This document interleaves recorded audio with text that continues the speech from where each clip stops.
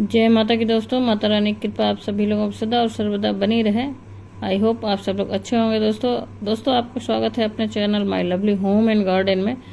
दोस्तों आज हम लोग बात करेंगे कि दहलीज पूजन कब करें, कैसे करें, सुबह करें या शाम को करें। और दहलीज जो घर का मेन डोर है उस पर जल छिड़के, कब छिड़के, स्नान के पहले छिड़के या बाद में छिड़के। और जो दहलीज पूजन होती है उसके लिए जो दीपक जलाया जाता है वो घर के अंदर जलाएं या घर के बाहर जलाएं। तो बहुत सारी चीज़ों पे हम लोग बात करेंगे दोस्तों, और जानकारी बहुत ही महत्वपूर्ण होने वाली है दोस्तों। अगर दहलीज जो हमारा मेन डोर होता है, मेन दरवाज़ा होता है, उस वहाँ की पूजा संबंधित कुछ बातों का आप ध्यान रखते हैं तो आपके घर में चली आ रही बहुत दिनों से नेगेटिविटी या फिर घर के कलह क्लेश या आपके घर की दरिद्रता, वो सब चीज़ें बहुत शीघ्र ठीक होने लगती हैं और ठीक होती हैं। आपके घर में कोई बहुत दिन से बीमार है तो वो सब चीज़ें भी सही होने लगती हैं। तो इन सब चीज़ों पे हम लोग आज बात करेंगे दोस्तों, जानकारी देंगे आपको। तो दोस्तों आपसे अनुरोध है कि पूरी जानकारी लें, वीडियो को स्किप कर करके ना देखें और अंत तक बने रहें, क्योंकि एक एक क्लिप है वीडियो की वो बहुत ही इम्पोर्टेंट है। कोई भी क्लिप मिस हो सकती है, कोई भी जानकारी मिस हो सकती है दोस्तों, तो अधूरी जानकारी कोई मतलब नहीं निकलता। आई होप आप सब लोग पूरी जानकारी जरूर लेंगे दोस्तों।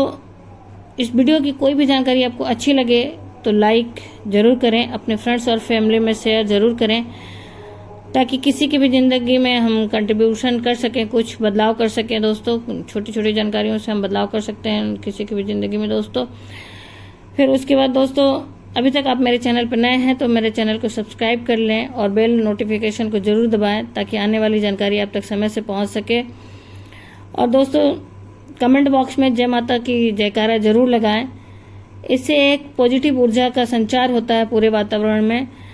और कोई भी सुझाव हो तो उसे ज़रूर दें, और किसी भी संबंधित जानकारी चाहिए, किसी भी विषय संबंधित आपको जानकारी चाहिए तो आप कमेंट बॉक्स में ज़रूर लिखें। आपके लाइक्स ही हमें ऊर्जा प्रदान करते हैं दोस्तों। तो कमेंट बॉक्स में अगर कोई भी जानकारी आपको अच्छी लगे दोस्तों तो लाइक ज़रूर करें। दोस्तों हम लोग जानकारी शुरू करते हैं। जितने लोग उतनी तरह की बातें दोस्तों, लेकिन हमारे गुरुजी जो हैं जिस तरह से बताते हैं हम लोग उसको फॉलो करते हैं, और हम जिस तरह से जानते हैं उस तरह से फॉलो करते हैं। तो उस पर हम लोग चर्चा करेंगे दोस्तों। देखिए मेन डोर पे जो है कब खोलना चाहिए, तो मेन डोर हमें सुबह उठते ही मेन डोर का ताला जो है उसे खोल देना चाहिए दोस्तों। मेन जो डोर है उसका ताला हमें कोशिश करना चाहिए ब्रह्म मुहूर्त में, जिस समय हम लोग भोर में उठते हैं उस समय खोल दें, क्योंकि उस समय माता लक्ष्मी श्री हरि विष्णु जी के साथ गरुड़ पे भ्रमण करती हैं।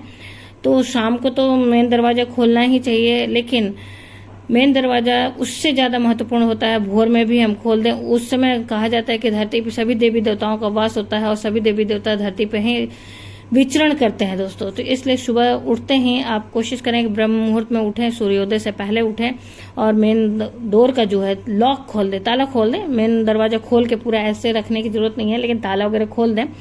और खोलते ही दोस्तों जल के छींटे का जो है छींटा जरूर दें अपने मेन डोर पे। तो इसके लिए सबसे पहले क्या करना है कि हमें रात में ही अपने रसोई में प्रतिदिन एक पात्र में, रसोई घर में एक पात्र में जल भर के रखें। उसमें हमारे पूरे घर का जो नेगेटिव ऊर्जा होती है, जल बहुत कहा जाए कि बहुत ही तेजी से ऑब्जर्व करता है, सोखता है किसी चीज को। तो नेगेटिव घर की नेगेटिव ऊर्जाओं को उस रात भर में सोखे रहेगा, ऑब्जर्व किए रहेगा दोस्तों। और उसे जब आप सुबह सुबह उठते हैं, घर की जो महिलाएं होती हैं, कहा जाता है घर की लक्ष्मी वो भी होती हैं, तो उनके द्वारा सुबह उठते ही सर्वप्रथम जाके अपने किचन से उस जल के भरे हुए पात्र को लेना चाहिए। पात्र कोई भी हो सकता है दोस्तों, और उसका छींटा मेन डोर खोल के, मुख्य द्वार को खोल के वहाँ उठते ही सर्वप्रथम छींटे दें।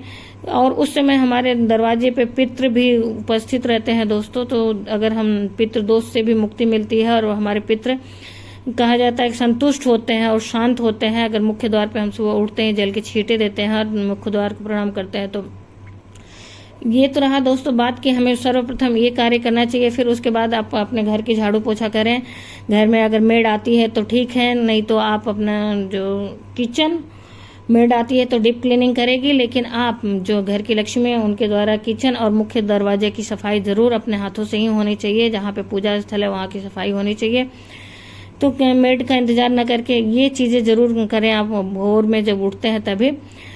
फिर उसके बाद दोस्तों दहलीज पूजन का कई जगह नियम है, कई जगह दहलीज पूजन सुबह में भी जरूर किया जाता है। तो ये आप पे निर्भर करता है कि सुबह में आप करते हैं कि नहीं।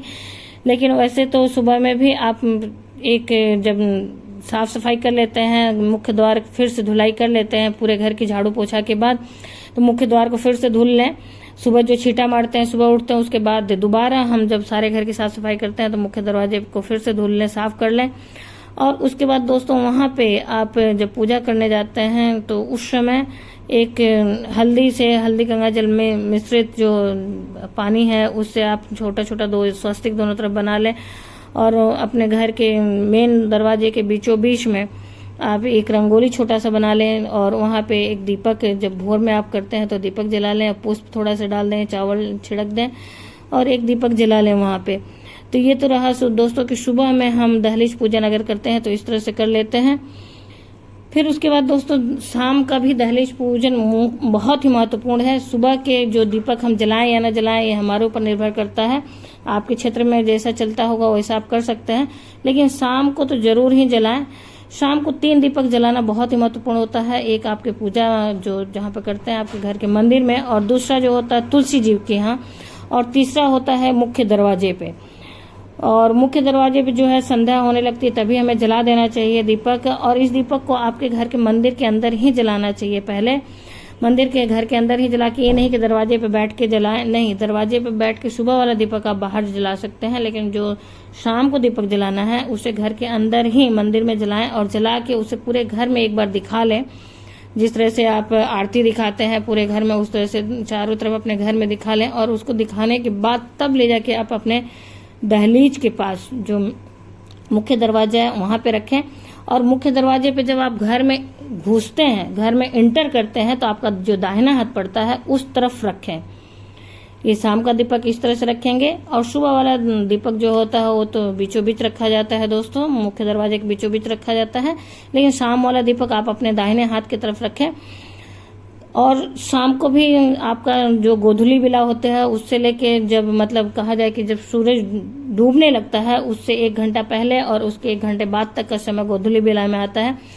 उस समय माता लक्ष्मी पृथ्वी पे विचरण करती हैं, तो उस समय भी जरूर आप अपना दीपक जलाएं वहां पे दहलीज के पास। और उससे क्या होता है कि घर के नेगेटिविटी जो होती है बाहर निकलती है, नकारात्मक ऊर्जाएं बाहर निकल जाती हैं, और कोई भी बुरी ऊर्जाएं जो होती है, नकारात्मक ऊर्जाएं जो है घर में प्रवेश नहीं करती हैं। तो इन बातों का ध्यान जरूर रखें। ऐसा करते हैं दोस्तों तो आपके घर में माता लक्ष्मी खींची चली आती हैं, क्योंकि माता लक्ष्मी के साथ साथ कहा जाता है कि लक्ष्मी के साथ साथ उनकी बहन दरिद्रता जो है वो भी भ्रमण करती हैं। और जिस दरवाजे पे अगर रोशनी नहीं रहती है, अंधेरा रहता है, गंदगी रहती है, वहां पे माता लक्ष्मी की जगह दरिद्रता प्रवेश कर जाती है। तो इन बातों का रखें जरूर ध्यान दोस्तों। और सुबह में आप जैसे वहां पे आपको अगर मिल जाए तो गौमूत्र और गंगा जल का छींटा मेन दरवाजे पे जरूर दें, क्योंकि देखिए इम्यूनिटी, जिस तरह से कहा जाता है कि रोग प्रतिरोधक क्षमता, अगर आपके घर की मुख्य दरवाजा जहां से बुरी चीजें भी प्रवेश करती हैं और अच्छी चीजें भी प्रवेश करती हैं, तो अगर बुरी चीजों से आपको छुटकारा चाहिए तो जरूर से मुख्य दरवाजे पे छिड़काव करें गंगा जल और गौमूत्र का और हल्दी का।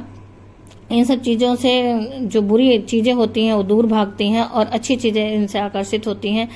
ये सब चीजें हमारे देवी देवताओं को प्रिय हैं और उनका आकर्षण इससे बढ़ता है और वो हमारे घर में आते हैं। और इस कार्य को करने से आपके जो भी दिक्कत परेशानी है जिंदगी में, कलह कलेश घर में है, वो सब भी खत्म होता है दोस्तों। वक्त तो लग सकता है दोस्तों, क्योंकि कोई जादू और कोई टोना टोटका नहीं है, ये एक उपाय ही है। और इस उपाय को करने से धीरे धीरे आपके घर में बहुत सारी चीज़ों का बदलाव होने लगता है, बहुत सारी चीज़ें सही हो जाती हैं और ये लंबे समय तक प्रभाव भी दिखाता है। तो इसे करें, कंटिन्यूअस करें। और रही बात कि जो जैसे जो फ्लैट वगैरह में है तो वो कैसे करें, तो वो फ्लैट में जो है वो अगर पानी से नहीं धुल सकते मुख्य दरवाजे को तो कोई बात नहीं, वहाँ पोछा लगाएं। अपने दरवाजे के बाहर एक छोटा सा पूजा कर सकते हैं तो कर लें, छोटा सा उपाय है, ये कर सकते हैं। नहीं संभव है तो घर के दरवाजे, मेन दरवाजे के अंदर ही कर लें। अपना दरवाजा खुला रखें उस समय, शाम के समय और सुबह के समय, और दरवाजा के जस्ट अंदर ही वहां पे कर लें। और जब आप बीचों बीच रंगोली बनाते हैं, सुबह में दहलीज पूजन करते हैं, तो वो पैर से, जब शाम को भी करें तो ये कोशिश करें कि किसी के पैर से वहां पे पैर न लगे दोस्तों, चाहे बच्चे हो छोटे या कोई भी हो, क्योंकि वो माता लक्ष्मी का और श्री गणेश भगवान का हम लोग वहाँ पे आह्वान करते हैं। माता लक्ष्मी को वहाँ पे हम स्वागत के लिए बुलाते हैं, लक्ष्मी का प्रतीक मानते हैं उस दीपक को। और जो स्वस्तिक बनाते हैं वो साक्षात गणेश भगवान का प्रतीक है। तो इन बातों का ध्यान रखें दोस्तों। अगर, क्योंकि जब भगवान को साक्षात हम लोग उस प्रतीक रूप में पूजा कर रहे हैं तो पैर लगेगा तो कोई मतलब नहीं निकलता है, फिर उनका अपमान ही हुआ। धन्यवाद दोस्तों। एक बात और हम कहना चाहेंगे कि दीपक में जो बत्ती लगनी है वो आप गोल बत्ती या लंबी बत्ती लगा सकते हैं। ये कोई मतलब नहीं रहता है, इसका भ्रम में ज़्यादा ना जाएं। इससे आप लंबी बत्ती अगर लगाते हैं तो उसे 2 बत्ती लगाते हैं, आड़ी और बेड़ी, लेकिन जलाते हैं उसमें से एक ही है, तो इसकी जगह उत्तम उपाय रहता है कि गोल बत्ती ही लगाएं। और दीपक को कभी भी डायरेक्ट धरती पे न रखें, क्योंकि वो गर्म होती है तो धरती माँ को कष्ट होता है दोस्तों, और उससे पुण्य की जगह पाप में हमारा काम बदल जाता है। तो इसलिए कभी भी दीपक को जब रखना हो तो उसके नीचे चावल रखें, या फिर कोई भी फूल रख सकते हैं। ये भी नहीं है तो कोई पात्र पे रखें दीपक को। और उसके बाद दोस्तों आप मिट्टी का दीपक ले सकते हैं या फिर आटे का ले सकते हैं। उत्तम हुआ कि अगर हमें प्रतिदिन वो कार्य करना है तो किसी भी धातु पीतल का दीपक एक छोटा सा ले लें, आप उसे प्रतिदिन वहां पे जलाएं।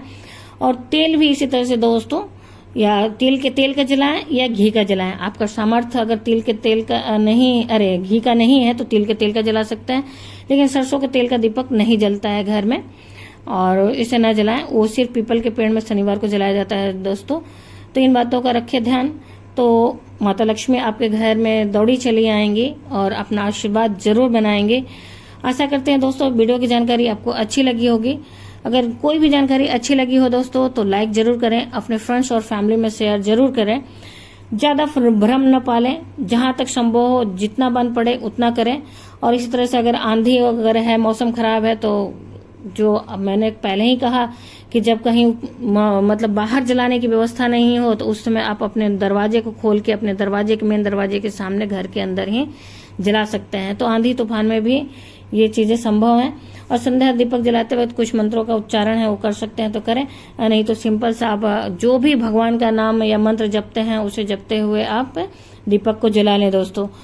और प्रणाम करें, प्रार्थना करें, माता लक्ष्मी को स्वागत के लिए बुलाएं कि मैं आपके स्वागत के लिए तैयार हूं माता, आप मेरे घर में प्रवेश करें श्री हरि विष्णु जी के साथ।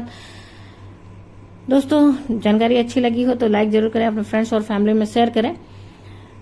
फिर अभी तक आप मेरे चैनल पर नए हैं और सब्सक्राइब नहीं किए हैं तो मेरे चैनल को सब्सक्राइब कर लें और बेल बटन को जरूर दबाएं ताकि आने वाली सूचना आप तक समय से पहुंच सके दोस्तों। माता रानी की कृपा आप सभी लोगों पे बनी रहे दोस्तों। जय माता की दोस्तों। फिर मिलते हैं एक नई जानकारी के साथ। धन्यवाद दोस्तों।